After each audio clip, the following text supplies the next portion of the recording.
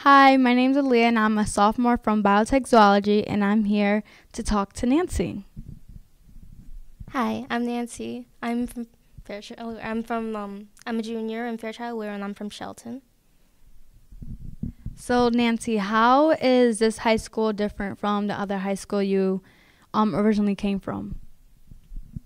One main difference I would have to say would be this school has an allegiance with Sacred Heart, and through this school, I was able to take some classes over the summer from last year and this year, and now I'm able to accumulate some credits, which I wasn't able to do in my old school because they didn't allow it. In last summer, I took chemistry and context, pre-calculus, even though I really didn't need it, but I just took it for having credit and sake.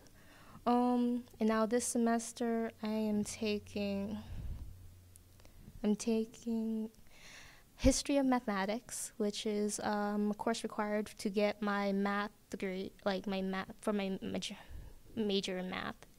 I'm also taking a computer class, which is CS 112, I think, or 111. 112. 111 I took last year. 112 I took this year.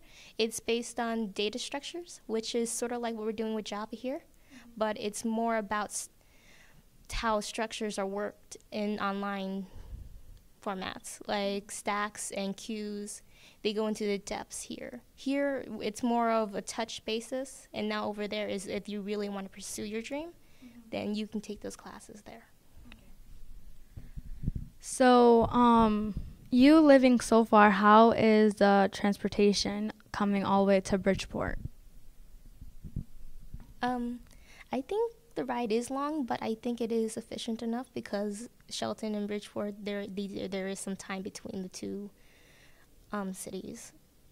I feel that it's pretty organized for the way it's working for now because I go to my high school, they pick us up from there, and they drop us here. It's just that sometimes there's traffic issues that you can't avoid.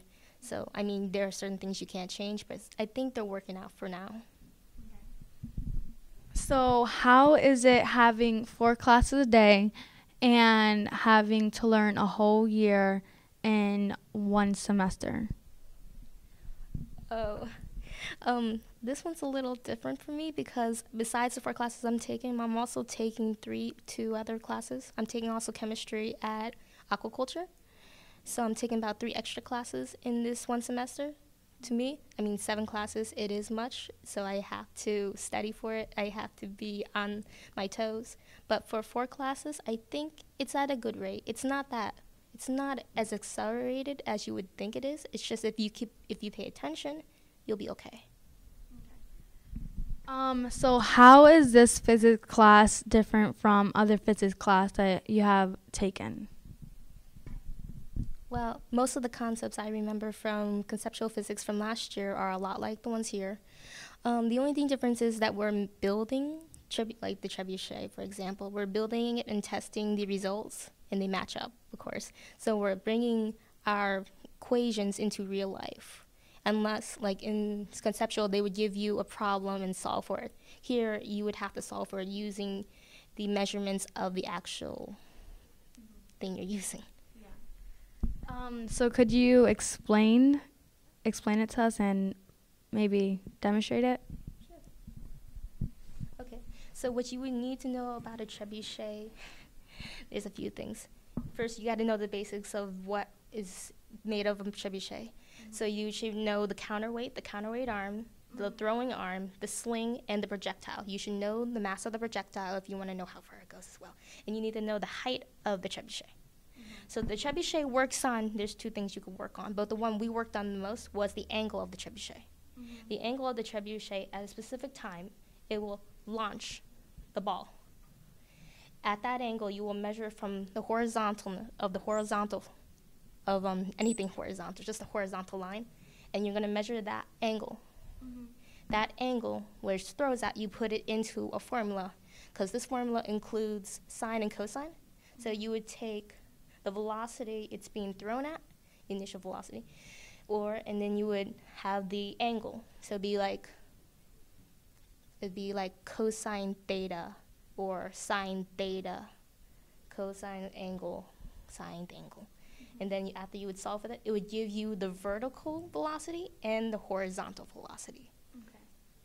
After you have those two, it's pretty much set and clear that you can solve for, you could solve for the time if you wanted to, but what we were aiming for was solving for distance and solving for speed and velocity because there are 3 vectors you should know about when a trebuchet is launched. The vertical vector, the horizontal vector, and the regular vector, which is the actual path it takes. So when you do this, so what happens is it's going to go up this way. When it reaches here, it's at some angle that's going to be measured, it's going to throw the projectile forward. We measure the time, and we measure because we had like points, like 0.5 meters, 0.1 meter, like what points we would pick.